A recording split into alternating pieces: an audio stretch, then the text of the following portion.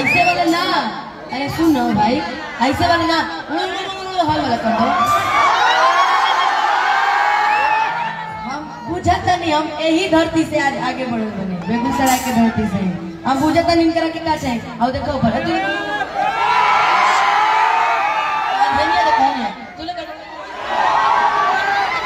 चारों तरफ से तने को ताली बजा के हल्ला कर दो।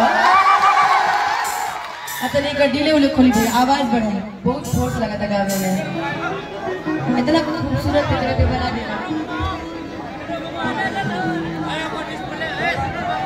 हेलो हेलो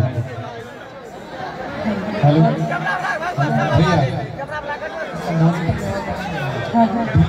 डीले थोड़ा सा रिवर्ब दे दीजिए, गले पे जोर दो।